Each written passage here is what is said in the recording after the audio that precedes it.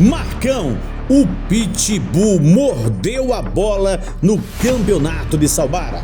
Tem gols que só mostrando, porque se falar ninguém acredita.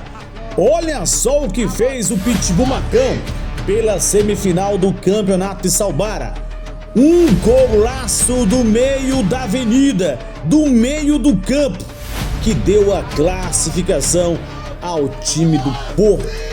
Que é isso? Dá pra ver e rever.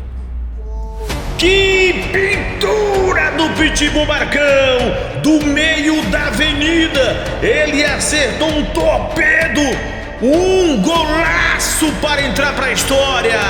O nome da fera é o Pitbull Marcão. Escreve o seu nome no campeonato de Salbara.